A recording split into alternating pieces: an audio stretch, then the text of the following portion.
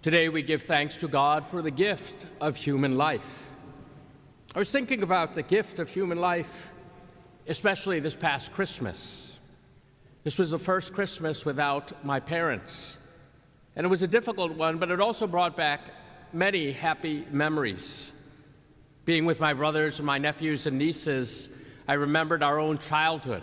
My parents were immigrants from India. They were very strict with us. We were never allowed to throw anything away, especially not food. They wanted us to take good care of all our clothes because they had to be handed down to the next brother. We were never allowed to put stickers on doors or furniture. Occasionally we did, and even used laminating paper to make sure it was permanent. But I remember our dresser never had anything on it until one day there was a sticker, and it was a stop sign. And we went up closely and looked at it, and it said, "Stop the thugs at Planned Parenthood." And my dad had put it there for us boys to see. We were very little. We were just happy to have a sticker. But little by little, my dad then said, "Hey, come and watch this program on TV." And it was a PBS program called The Miracle of Life. And we began to see how human life begins at conception, what the process of fertilization was, how the embryo grows and how it develops into a fetus, into a child, a newborn baby. And it made a great impact on us that science and television were showing us the truth about human life and its origins. And I remember being about 10 years old or so, sitting at our dining room table. We had all kinds of rules in our family. One of which was whichever boy finished eating supper last always had to clean the table and do the dishes and the kitchen counters. And I would invariably daydream. And so I would have to do the kitchen counters and clean all the dishes and everything every night. And one day I was daydreaming. My dad came back from work. My father was a physician. And he looked very worried. And he kept on rubbing his fingers through his hair. And I said, "Dad, what's the matter?" And he said, "Well, I have a patient. And she's having triplets." And I said, "Oh, great, 3 babies. And he said, "Well, she's not really my patient, and it's very risky, and her doctor wants to transfer her to another hospital. And the doctor wants to take 2 of the babies out." And I said, "Take 2 of the babies out?" And my father just lowered his head, and there was a moment of silence.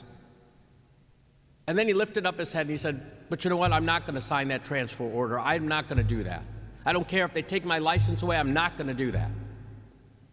And so he went back to the hospital the next day, and he asked the woman if she would like to have her 3 babies. And she said, "Certainly." And he said, "Would you mind if I be your doctor? I'll come and visit you every single day. I promise." He said, "Doctor, I'd like that very much." And sure enough, she carried her pregnancy to term and gave birth to 3 healthy boys, who must be close to 40 years old now. The woman was so overjoyed, she named the firstborn Sydney, after my father, and they put up pictures of the triplets on the hospital wall. I was proud of my dad. He saved 3 lives that day. He had saved thousands of other lives, but he saved them, being a Catholic, right where God had placed him, growing in holiness each day, caring for the gift of human life. He was not a superhero. He was just my dad, who understood the need to care for human life, to protect human life, to nurture human life, and to cherish the gift of life.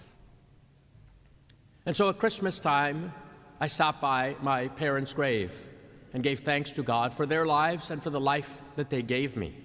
Christmas, after all, is a time of thinking about a woman who carries a child in her womb and gives birth to a child who would be the Savior. But then at my parents' grave, I began to think of my mother. Christmas time now, I miss my mother's food. I miss many of the things that she used to do for us. I even think last Christmas, 2 Christmases ago, was my last one with her. There are many things that I began to think about but I began to think about how my mother carried 5 boys in her womb. My 2 oldest brothers were born in India. My parents came to the United States in 1970, and in 71, 72, and 73, had 3 more boys. You can imagine the naysayers telling my parents when they were thinking about moving to America, "You will fail, you will never make it, you will be back here soon." You can imagine how, as an immigrant, one might encounter prejudice. You can imagine how difficult it must have been for my brother to start in school. But we did, and then 3 more kids in 3 years. You can imagine. You're an immigrant, you're poor, you're brown, more kids. Yet my parents generously accepted human life. From that one family, you have 3 physicians, a magistrate, and a bishop. People told us no, but in this country, we have freedom. And with freedom comes responsibility. And my parents used their freedom as co-creators with God in the gift of human life to bring forth new life, new children of God, and to welcome and cherish and nurture that life. Sometimes I think about my mother and I think about the knocks she gave us on our head when we wouldn't get our spelling words right or we made mistakes in English. She was always wanting to push us to be better, to be more. Sometimes I think about how my mother used to patiently iron all our clothes and lay them out on our chairs and make our lunches every day and write our names lovingly on each brown paper bag as we went off to school. I used to think that my mother was just severe with us and disciplined us. But then I went back and watched some of the old 8mm films that my father had made of us as children. My mother carrying us, my mother cooking for us, my mother chasing us around the yard. And there was a great deal of love there. Just as my father had accompanied that woman who was pregnant, so my mother accompanied us as we grew. And there are a number of Catholics who continue to accompany women and their children here in our midst. We have the Walking with Moms initiative to help mothers who are expecting children and their family, to find resources for them. There is the Women's Care Center just up the road that helps give pregnancy tests and education. There's Birthright International. I was just there on Friday, I guess 2 Fridays ago, to bless their new facility. There's the Life Care Alliance, which gives Meals on Wheels, whose executive director is a Catholic. All along the way, Catholics are accompanying others on their journey through life, which, like my parents had, sometimes has challenges which they must face. But we do not abandon those in their time of need. Rather, we accompany them. I was born, my mother gave birth to me in September of 1972. In January of 1973, perhaps there was the most unjust Supreme Court decision in the history of this great country, which pitted then mother against child in the womb. I would often think about churches with empty pews. How many people should be there who are not? I think about the seminary where I taught. How many students should be there who are not? I would often have classmates of mine who would say, "I'm glad abortion wasn't legal then because my mom was pregnant and was single and I wouldn't be here." And I valued my friends. No, there were difficulties that people face and still face today. But we do not solve our problems simply by getting rid of people. We solve our problems by cherishing people and valuing them. So at Christmas time, I was thinking about my mother, but I was also thinking about my mother because I went with Mark Huddy, who is the director of our Office for Social Concerns, to the prisons. We went one day, on the day with those huge snow and ice storms, to Chillicothe. It took us 2.5 hours to get there and 3 hours to get back. And the following Saturday, we went to the women's prison in Marysville. But when I was in Chillicothe, we had one Mass in the chapel, 75, 80 men there, all ready to celebrate Christmas because God became a child for them. But then we went over to the gymnasium, and there were the men who were on death row, not knowing if it would be their last Christmas. But they came to worship God. And I began to think they survived their mother's womb. Their mothers must have cherished them and loved them. And even though they have done something terribly wrong, and justice must be done, they are still persons, just like an unborn child in the womb, worthy of care and respect. After the Mass, and they were so grateful to have Mass, and I talked with each one of them. One of them said, "Oh, Father, I'm from Cincinnati." And I said, "Oh, really? What part?" He says, "Camp Washington." I said, "Really? I was pastor of the Italian church down there." And then I said, "What's your name?" And he told me his name. And I said, "Is your mother Pat?" And I remember his mother very clearly. She used to come to Mass like clockwork. And she always used to say, "Father, pray for my son. He's in jail." She never told me what he did or but she loved him. And I think this is one of the things that mothers help us to appreciate. They love their children in their womb. They love them in life. They love them until their death. His mother has gone to her reward. But still, everyone on this earth was someone's child. And we should remember this as we celebrate also the gift of human life and the gift of mothers who bear their children. With freedom comes responsibility, and we as Catholics must use our freedom to help support mothers, to help them raise up children who are virtuous. But again, to build a culture of life, we must put a definitive end to the culture of death. The overturning of the decision of Roe versus Wade, as Bishop Burbidge said the other night in the Basilica of the National Shrine of the Immaculate Conception, is not the end, but it is the beginning. It is the beginning of really and truly building the culture of life and the civilization of love. I tell you, I lived every day of my 50 years looking forward to seeing that decision overturned. But now there is much work to be done. And I am counting on every person in this cathedral, whether you're a politician, a teacher, layman or woman, a young person, to do his or her part to make sure that every life and every person is respected and valued. Indeed, when my childhood was very different, because also we grew up in the shadow of communism and oppression. We never really believed that the Berlin Wall would fall. We hoped for victory, but we somehow knew that it would involve violence, or thought so. St. John Paul II led the Solidarity movement, and he helped through nonviolent means to bring down an unjust society.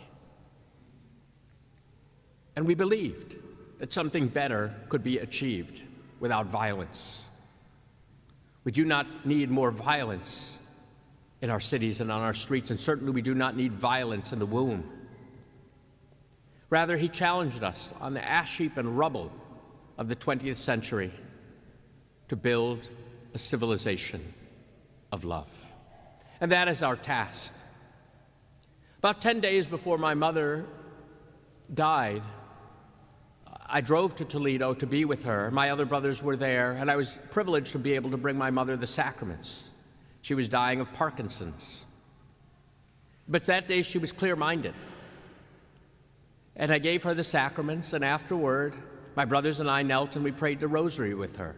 And it was beautiful. And whenever we would leave our parents' house before we would go, we would always take our parents' blessing. Typically, we would lower our heads. My mother would make the sign of the cross on the top of our head and kiss us. Whether it was going up to sleep at night or leaving the house, or first thing when we came back. But through her, we received the kiss and the blessing, I believe, of God. We came to know something of the tenderness of God. And she would usually say, "I love you, and God bless you." But we should think about that when we see another person who bears God's image and likeness. God loves that person. God kisses and blesses that person.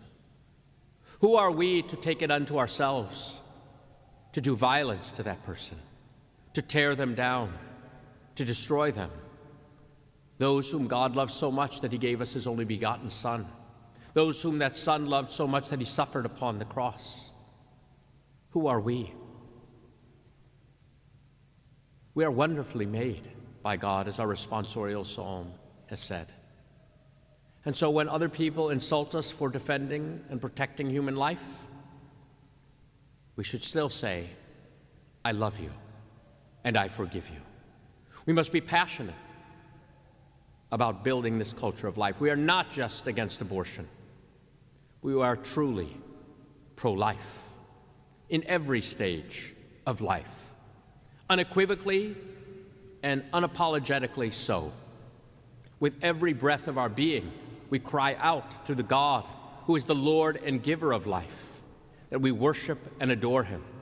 Indeed, tomorrow is the feast of St. Francis de Sales, the patron saint of our diocese. He wrote a beautiful book called Introduction to a Devout Life. And he challenged us all to be holy, to be saints, right where God has placed us. But this holiness means staying close to God, especially in prayer. He also wrote a book called The Treatise on the Love of God. And Pope Francis, to mark the 400th anniversary of the death of St. Francis de Sales, wrote an apostolic letter called Everything Pertains to Love. These were amongst the last words that St. Francis uttered. Everything pertains to love. Indeed, we need not only to grow holy, but to grow in love of God and our neighbor, who is made in God's image and likeness. We prove our love for God by loving our neighbor, even the neighbor who does not love us back. We prove our love for God by caring for an elderly parent who can no longer care for himself or herself. We prove our love for God by feeding the hungry and clothing the naked and sheltering the homeless. But we would be remiss in our duty, in our responsibility, if we failed to care for the weakest and most innocent members of our society, our children, born and unborn. I look forward to being your bishop for another 25 years. The first 50 years of my life were spent working to see this day. As long as I have breath in my body, I will follow the example of my parents, who, to the very last, gave everything they could for the God who is the author of life.